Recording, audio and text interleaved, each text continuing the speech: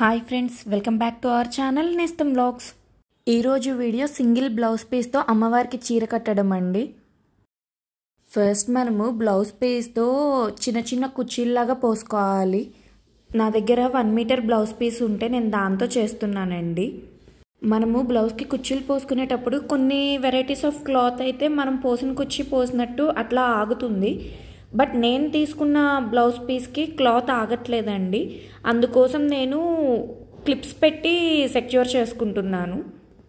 1 or 2 frills వేసుకున్న తర్వాత మళ్ళీ దానికి కూడా కలిపి క్లిప్ పెట్టుకుంటూ అట్లాగా బ్లౌజ్ పీస్ మొత్తం కుర్చీలు పోసుకోవాలండి. మన ఛానల్లో అమ్మవారికి ఇట్లా బ్లౌజ్ పీస్తో కాకుండా నార్మల్ శారీతో కూడా శారీ డ్రేపింగ్ వీడియో ఉందండి. లింక్ డిస్క్రిప్షన్లో ఇస్తాను, అది కూడా ఒకసారి చెక్ చేయండి. ఇలా బ్లౌజ్ మొత్తం చిన్న చిన్న కుర్చీలు పోసుకున్న తర్వాత బ్లౌజ్కి సెంటర్ ఎక్కడుందో చూసుకొని సెంటర్లో ఒక క్లిప్ పెట్టేసుకోండి. బ్లౌజ్కి సెంటర్ ఎగ్జాక్ట్గా చూసుకోవాలండి. ఇప్పుడు కలసం పెట్టుకోవడానికి మనము ఇలా రెడీ చేసుకోవాలి. మనకి కర్ర ముందు పక్కనే ఉండాలండి. చీరతో కట్టేటప్పుడు కర్ర వెనక పక్క పెట్టుకుంటాము, బట్ బ్లౌజ్ పీస్తో కట్టేటప్పుడు కర్ర ముందు వైపు పెట్టుకుంటాము. ఇప్పుడు మనం కుర్చీలుగా పోసుకున్న బ్లౌజ్ పీస్ని తీసుకొచ్చి వీడియోలో చూపిస్తున్నట్టు పెట్టుకోవాలి. సెంటర్ వెనక్కి రావాలండి, ఎండ్స్ ముందు పక్కకి రావాలి. అలాగా అడ్జస్ట్ చేసుకొని పెట్టుకోవాలి. ముందు వైపు ఉన్న క్లిప్స్ అన్నీ తీసేయొచ్చండి. మనం సెంటర్లో పెట్టిన క్లిప్ వెనక పక్కకి వెళ్ళింది కదా, ఆ క్లిప్ మాత్రం అలానే ఉంచండి. మిగిలిన క్లిప్స్ అన్నీ తీసేయండి. ఇప్పుడు కుర్చీల్ని మనం కలసం పెట్టిన చెంబు కనపడకుండా ఉండేటట్టు అడ్జస్ట్ చేసుకోవాలండి. ఆ పక్క కుర్చీలు ఈ పక్క కుర్చీలు కలిసేటట్టు ఒక పిన్నీస్ పెట్టుకోవాలి పైన. మీకు గనక అవసరం అనిపిస్తే కింద కూడా ఇంకొక పిన్నీస్ పెట్టుకోండి. చీర కుర్చీలన్నీ నీట్గా అడ్జస్ట్ చేసుకొని మన కలసం చెంబులు కనపడకుండా ఉండేటట్టు ఫ్రిల్స్ని సర్దుకున్న తర్వాత మనము ఇవన్నీ ఊడిపోకుండా ఏదైనా ఒక రోప్తో కానీ లేదంటే లేస్ కానీ ఏదైనా ఒకటి పెట్టి సెక్యూర్ చేసుకోవాలండి.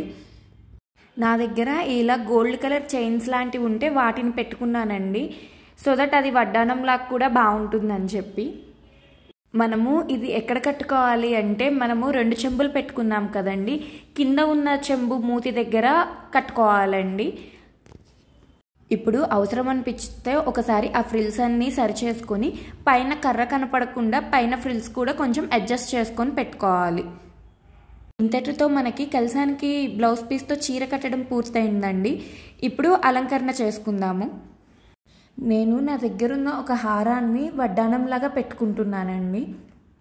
మనం చేసుకుంది చిన్న అమ్మవారి బొమ్మే కాబట్టి ఎక్కువ జ్యువెలరీ వేసినా కానీ మొత్తం హెవీగా అయిపోతుందని చెప్పి నేను ఒక వడ్డానము ఒక హారము ఉండేలాగా ప్లాన్ చేసుకున్నాను.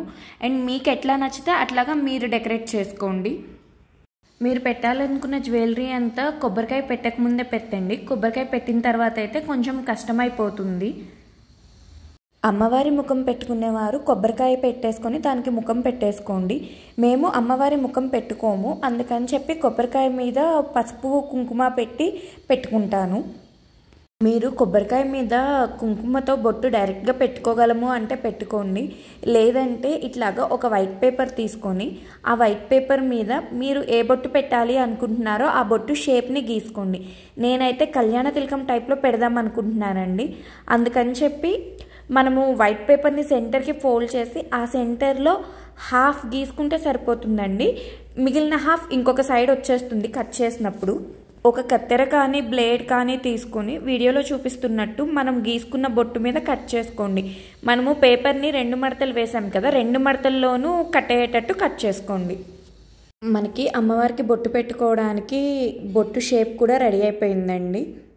కొబ్బరికాయకి పసుపు రాయడం కోసం ఒక గిన్నెలో కొద్దిగా పసుపు తీసుకొని వాటర్ పోసుకొని మరీ చిక్కగా కాకుండా అలా అని మరీ పలుచగా కాకుండా కలుపుకోవాలి. ఆ పసుపుని మనం కొబ్బరికాయ మొత్తము పూసుకోవాలండి. కుంకుమ బొట్టు పెట్టుకోవడం కోసం మనం ఇందాక కట్ చేసుకున్న పేపర్ ఉంది కదా, ఆ పేపర్ని కొబ్బరికాయ మీద పెట్టి దాని మీద కుంకుమ బొట్టు పెడితే మనకి ఎగ్జాక్ట్ షేప్ వస్తుందండి. ఇప్పుడు ఆ కొబ్బరికాయని తీసుకెళ్ళి మనం సిద్ధం చేసి పెట్టుకున్న కలసం మీద పెట్టుకోవాలి. కలసం కొబ్బరికాయకి పైన మనము జాకెట్ ముక్క పెట్టుకుంటాం కదండి, దానికోసం ఒక బ్లౌజ్ పీస్ తీసుకొని ఫస్ట్ దాన్ని మధ్యకి ఫోల్డ్ చేసుకోవాలి. తర్వాత దాన్ని ఇట్లా 3 మడతలు వచ్చే విధంగా ఫోల్డ్ చేసుకోవాలి. ఇప్పుడు వీడియోలో చూపిస్తున్నట్టు ఒక కార్నర్ దగ్గర ట్రయాంగిల్ షేప్లో ఫోల్డ్ చేసుకోండి. తర్వాత మనకి ఆ ట్రయాంగిల్ ఎండ్ అయిన లైన్ ఉంది కదా, ఆ లైన్ దగ్గర ఇంకొక ఫోల్డింగ్ రావాలి. మళ్ళీ ఆ ట్రయాంగిల్ ఎండ్ అయిన లైన్ దగ్గర ఇంకొక ఫోల్డింగ్, అట్లాగా బ్లౌజ్ పీస్ చివరి వరకు ఫోల్డ్ చేసుకుంటూ వెళ్ళాలండి.